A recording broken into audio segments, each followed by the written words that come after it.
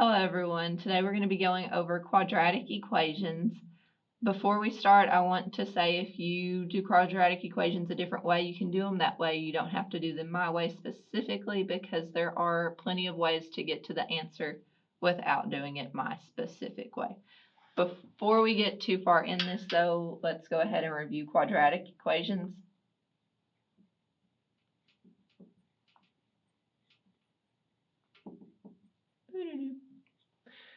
So quadratic equations, the normal form is ax squared plus bx plus c equals 0.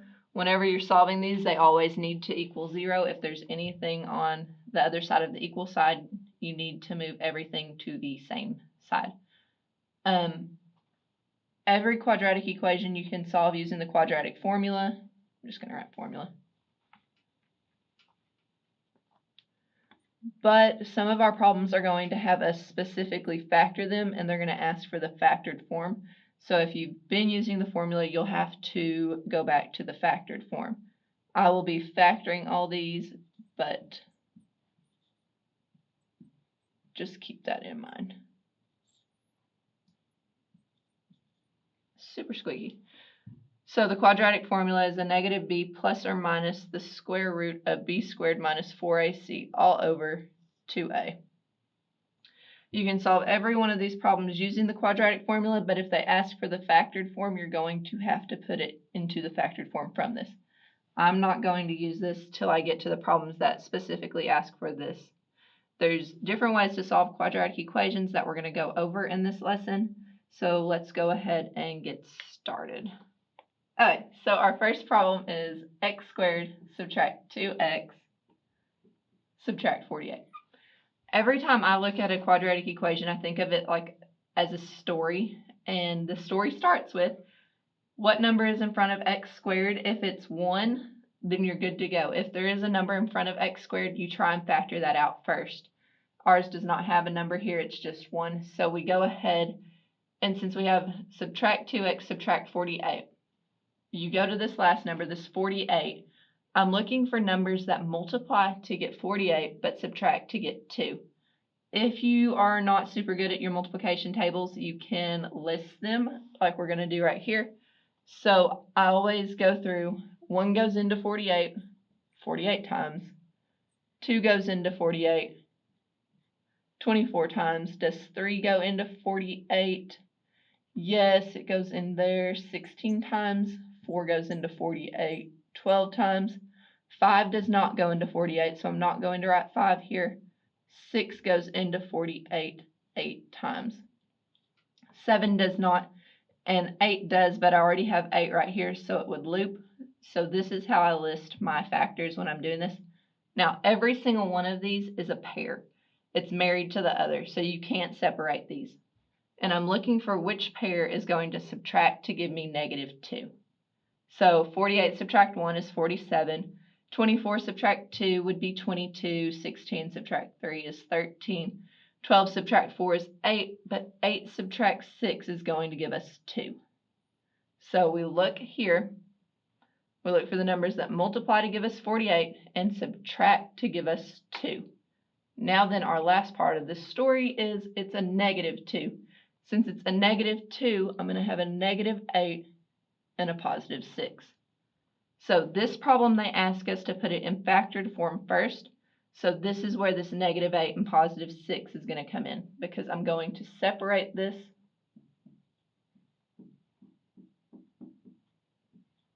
to be its binomial form. So I have x subtract 8 and x plus 6. If I was to multiply this out, x times x would give us our x squared. Then I'd have plus 6x subtract 8x, which would give us our negative 2. And a negative times a positive is a negative, and 8 times 6 is 48. So this is your factored form of that quadratic equation. Okay. This next problem, it's asking us to determine whether the statement is true or false. And we have the square root of x squared equals the absolute value of x. So every single math operation has an opposite operation. So the opposite of addition is subtraction. The opposite of multiplication is division. The opposite of a square is a square root. So if I take the square root of a square, I'd just have x. If I squared a square root, I would just have x. And then the absolute value of anything is its positive value, because the absolute value of something is a distance from 0. So we don't have negative distances. The absolute value of x would be x. So x equals x. This statement is true. The reason they have this problem on there is because we're going to solve some of these quadratic equations using the square root method later on.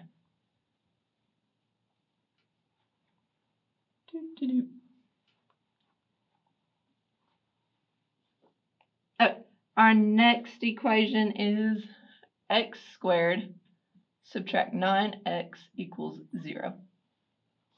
This problem doesn't have a constant. Remember the ax squared plus bx plus c. We do not have just the c value here. So this one, when we factor it, we don't have to find the numbers that multiply to get c and the add or subtract to get the b value. Here, we look at what can I take out of x squared and 9x. There's an x with both of these, so I could divide them both by x. So x squared divided by x would leave us with 1x here. Negative 9x divided by x would leave us with just negative 9 here, equals 0. They want the factored form on this problem and the solution, so right here is going to be your factored form.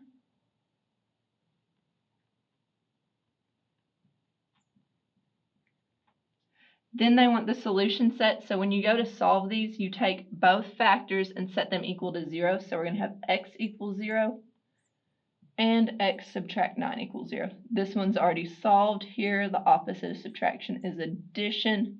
So we're going to have x equals 0 and x equals 9. They do not care on order yet. They start caring when we have like 4 or more answers. So for your solution set, you're just going to put 0, 9 in those braces. Number 4 is a lot similar, so I'm just going to do it over here. They give us x squared subtract 10x equals 0. So we do not have that constant value again that's just by itself.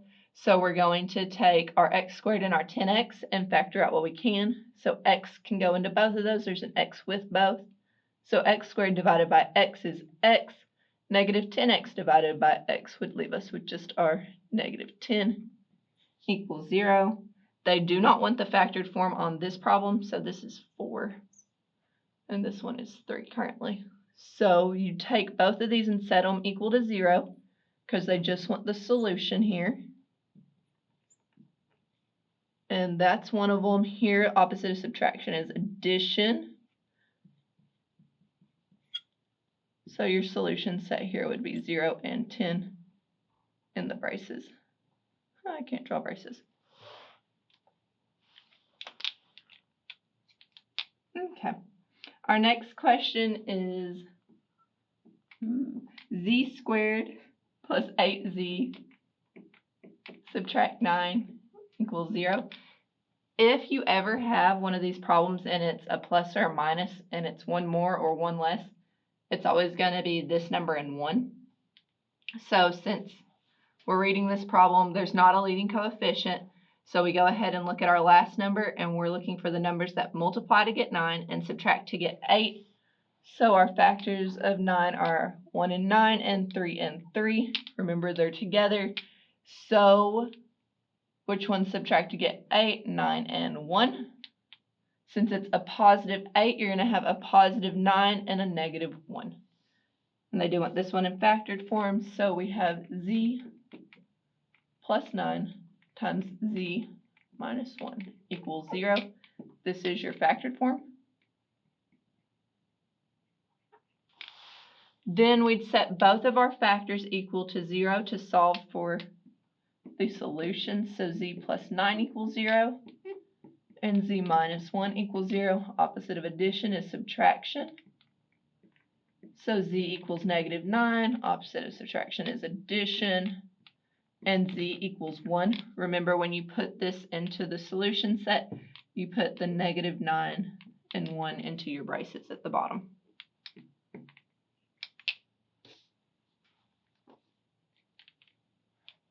Alright, the next problem is z squared plus 2z subtract 15 equals 0. So here our leading coefficient is 1, so we look at the back. We're looking for numbers that multiply to get 15, that subtract to get 2. So the first thing we need to do is list our factors of 15. So I'm going to do them right here. We have 1 and 15. 2 does not go into 15 evenly. 3 goes into 15 5 times. 4 does not go into 15. And 5 goes into 15 3 times. So out of these two, which ones subtract to get 2? 3 and 5.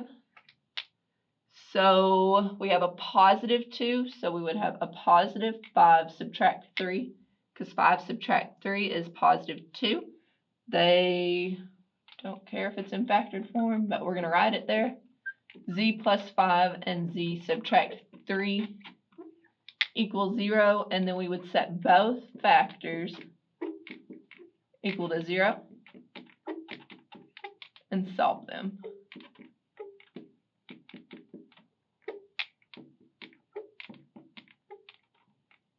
One thing to pay attention to when they want the factored form, be sure you use whatever letter they give you. Sometimes, like when I was grading paper by hand, I would let them write with X instead of whatever weird letter they wanted to use this time, because when we're graphing, we always use X and Y. But that last problem we did, if you do not use Z when you type it in for the factored part, it's going to count you wrong. So keep that in mind. Next problem is negative 4a squared plus 16 equals 0. This one does have a leading coefficient, so if there is ever a leading coefficient or there is a negative with your whatever squared, x squared, a squared, you need to factor that out. So we are going to go ahead and divide this equation by negative 4. So negative 4a squared divided by negative 4 would give us a squared. A positive divided by a negative is a negative. 16 divided by 4 would be 4 equals 0. So we're going to go ahead, let me read how they want us to do this. They don't care about the factored form. So we're going to go ahead and keep factoring. Right here, it's the difference of two squares, which means that there's a square root of a squared, which is a, and there's a square root of 4, which is 2. So when we write this, I'm going to have a minus 2 and a plus 2. The big thing you have to realize when looking at these is that there's a square root of both of these. And just like before when I was saying, this would be the factors that multiply to get 4 and subtract to get 0. 2 subtract 2 is 0, so you just have to recognize there's a square root of both of these. Equals 0. Then we set every single one of these equal to 0. Does negative 4 equal 0? No, that's gone. A subtract 2 equals 0, and a plus 2 equals 0.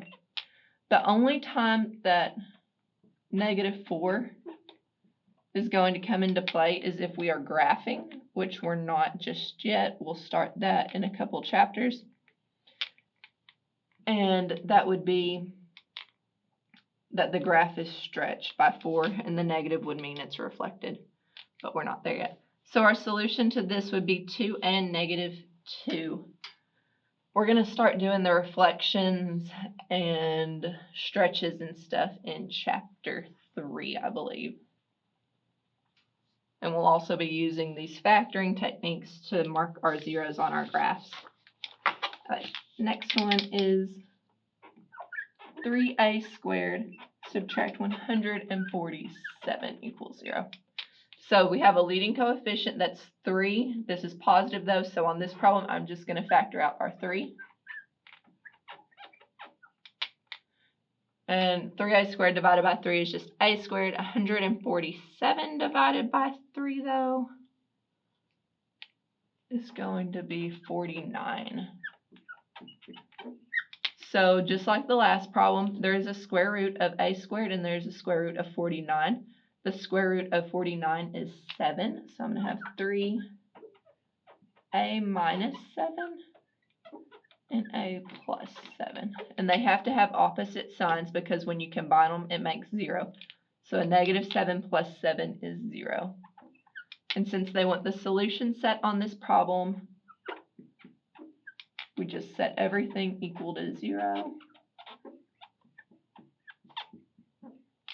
3 does not equal 0. Then opposite of subtraction is addition. Opposite of addition is subtraction. So our solution set is negative 7 and 7. Okay. Our next problem, x times x subtract 16 plus 63 equals 0. So the first thing we have to do when we have a problem like this is get it into the quadratic equation. Currently this one, we can't solve it because it's not distributed right. Or at least if we did solve it without distributing, it's going to have some extra steps. So x times x is x squared. X times a negative 16 would be subtract 16x. This 63 is not in the parentheses, so it does not get multiplied by x. So it's just 63. Now that we have this in the quadratic equation, we can factor it like we have been. So I need factors of 63 that add to get 16. So let's list our factors. We have 1 and 63. 2 does not go into 63. 3 goes into 63. 21 times 4 does not go into 63. 5 does not go into 63. 6 does not go into 63. Does 7 go into 63? 9 times 8 does not, and 9 does. So out of these factors, which ones add to get 16? This is the first problem we actually have had that has a plus sign at the end. Whenever there's a plus sign at the end, they both have whatever this sign is, because we're adding them to get this. When I add 7 and 9, 7 plus 9 is 16. But since it's a negative 16, I have to have a negative 7 and a negative 9, because negative 7 subtract 9 is negative 16. Tongue-tied.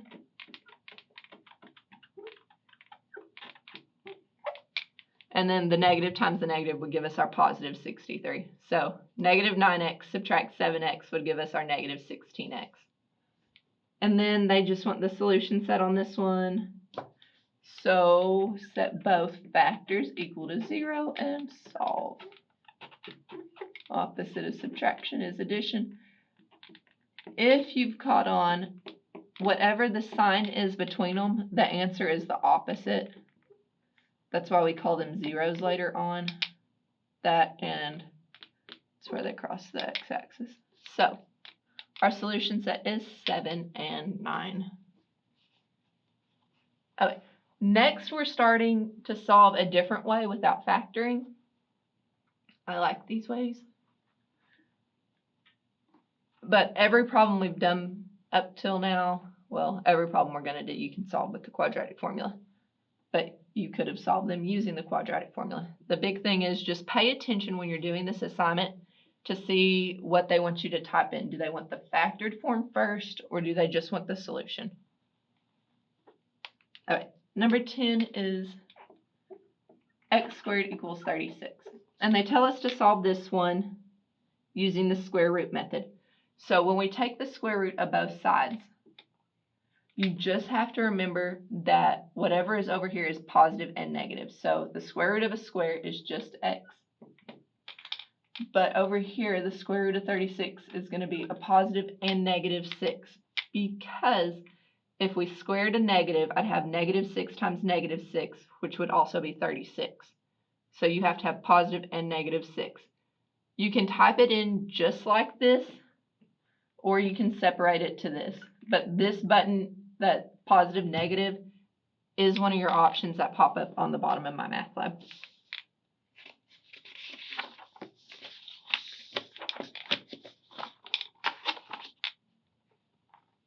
But x subtract 2, and they have this squared, equals 9. You could multiply this all the way out and move your 9 over and still solve it how we've been solving the problems, or you can solve this using the square root method, which is what they told us to do, so we're going to do it that way.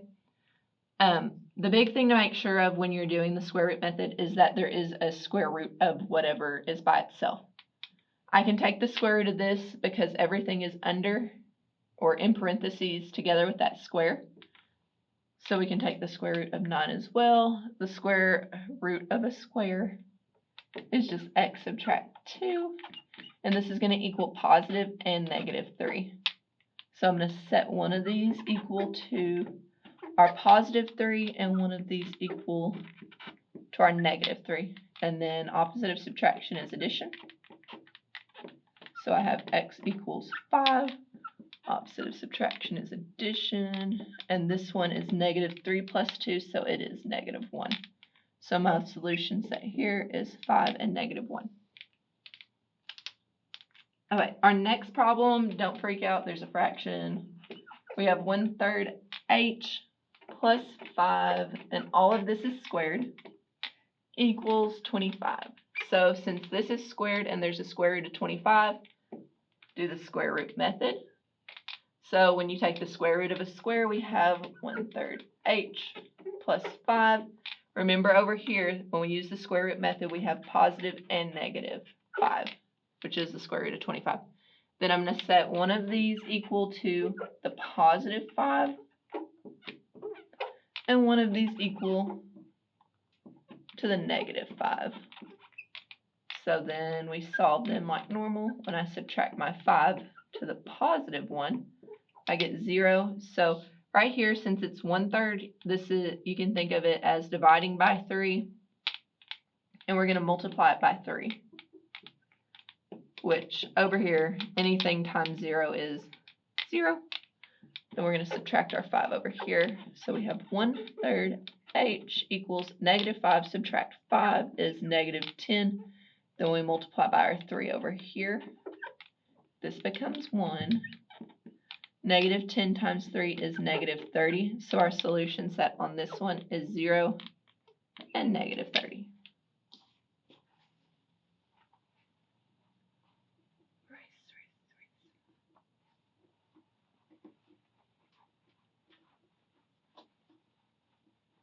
Remember, with your fractions, the bottom is division and the top is multiplication.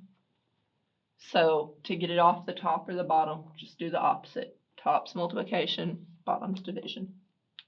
All right, next problem, they tell us to solve this by completing the square.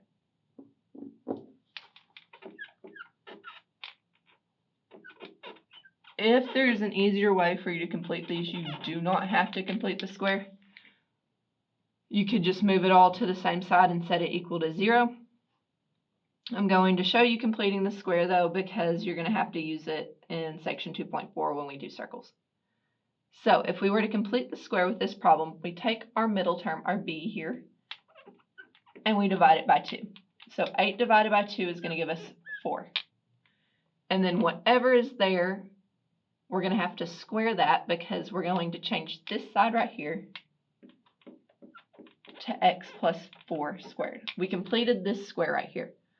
But if we were to distribute this, the x squared and then 4x plus 4x, give me a second. So if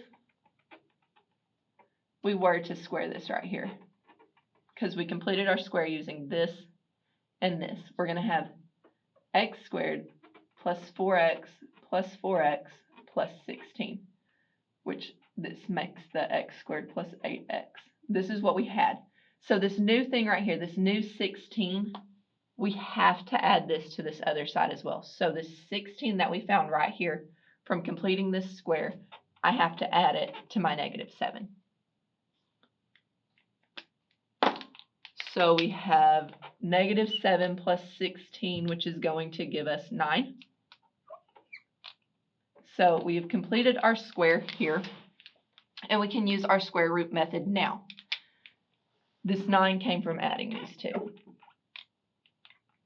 It's getting a little dirty on this one. Okay, so when I take the square root of this square here, we end up with x plus 4. Remember, when you do your square root method, you have a positive and negative. And then the square root of 9 is 3. So I'm going to set x plus 4 equal to my positive and x plus 4 equal to my negative 3. And then solve. So we have negative 1 here and negative 7 here. And that would be my solution set. Now, if you're just studying for this test specifically, this would not have been the way I would have solved this one. I would have solved it like my previous ones and set it equal to 0. But I wanted to show you completing the square before we get to circles later on and have to do it twice, because when you do circles you have x squared and y squared, and you have to do both of them to get your center of your circle. Next problem. Use the quadratic formula. So first we have to write our equation. X squared subtract 2x subtract 13 equals 0. So real quick, our quadratic equation is ax squared plus bx plus c equals 0. So to be able to do our quadratic equation, we have to have our a, b, and c. So our a is 1, our b, over here it's positive bx. Since we have a subtract 2x, our b is negative 2, and our c is negative 13. Then we take this and we're going to put this into the quadratic formula. I'm going to write it back up here for us to look at.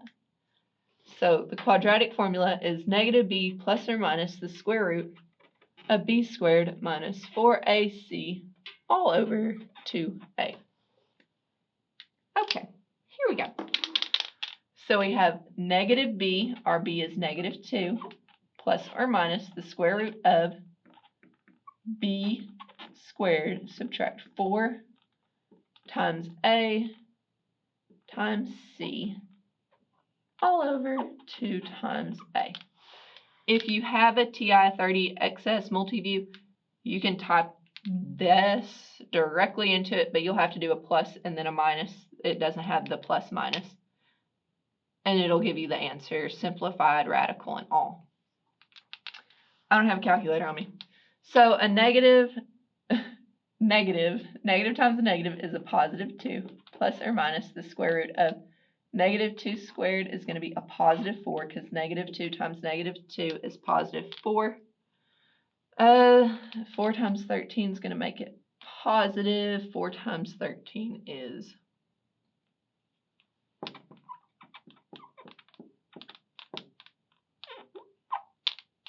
52. All over 2 times 1 is 2. So 2 plus or minus the square root of 56 over 2. Okay, this is the part where if you have your TI-30XS, it would do this for you. This is probably the most confusing part for my online kids, is simplifying radicals, which you're going to do more of for the rest of the semester. If you have one of those calculators, it will do this for you. But when you have a radical, you have to check to make sure it's in simplest form. This one is not. You have to look for squares that go into this number. When I say squares, like 2 squared is 4, 3 squared is 9, 4 squared is 16, 5, 25, so on and so forth. 4 goes into 56. So let's do another tangent here. So we have 4 going into 56, 4 goes into 5, 1 time, 4 goes into 16. So 4 times 14 is 56. And if I take the square root of what I can, the square root of 4 would be 2 square root of 14. So we're reducing this square root of 56 to this because they are the same thing. So we have 2 plus or minus 2 square root of 14 all over 2. Now that's still not the final answer because all of these 2's. So 2 can be divided by 2, which is 1. 2 can be divided by 2, which is also 1, but this one's square root of 14. You cannot divide what's in the radical by 2, though, because it's like an x. It's kind of standalone unless it's the exact same as something. So the final answer that you would type into this problem would be 1 plus or minus the square root of 14. And like I said, if you have a TI 30XS multi-view, specifically that calculator, because if you have a TI 80 or whatever, anything up doesn't simplify the radicals. It's going to give you a decimal answer. But if you have those little blue ones, it will simplify this part for you as long as you type it in exactly like that, and it'll go ahead and spit this out to you. Okay. Find the real solutions, if any, using the quadratic formula. So we have 2x squared subtract 9x plus 9 equals 0. So we need our a, b, and c. Our a on this one is, a is always with x squared. B is whatever is just with x, and since it's not plus, it's going to be a negative 9. And c is 9. Now then, let's put these in the quadratic formula because that's how they want us to solve this one. So negative b plus or minus the square root of b squared subtract 4 times a times c all over 2a. And a is 2. There. And if you have your TI, you could type that into it. So a negative times a negative here is 9 plus or minus the square root of 9 squared is 81. Subtract 4 times 2 times 9. 4 times 9 is 36 times 2 is 72. All over 2 times 2 is 4. 81 subtract 72 is 9. Square root of 9 is 3. Now I can actually do this problem because we no longer have a radical, so I'm going to have 9 plus 3 over 4, which would be 12 divided by 4, which gives us 3 here. And then we have 9 subtract 3 divided by 4. 9 subtract 3 gives us 6 over 4. This reduces, it doesn't divide though. 2 goes into 6 3 times, 2 goes into 4 2 times. So our solution set here is 3 3/2.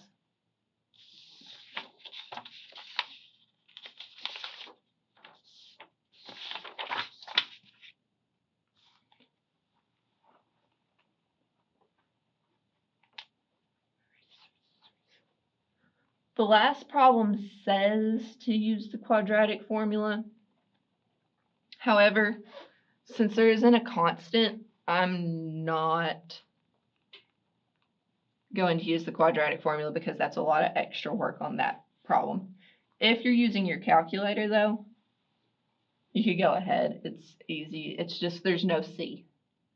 So our actual equation is 5x squared equals 9x. So the first thing you have to do, regardless of if you are using the quadratic formula, factoring, however you want to solve this, would be to subtract 9x to get everything on one side so that the equation is equal to 0.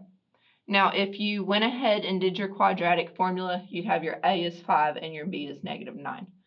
But since there's not a c on this problem, I think it's easier to just factor out an x. So you're going to have 5x subtract 9 equals 0, and then set these both equal to 0. Add 9. Then I have 5x equals 9. This is multiplication. The opposite of multiplication is division. So x equals 9/5. X also equals 0. So our solution set is 0 and 9/5.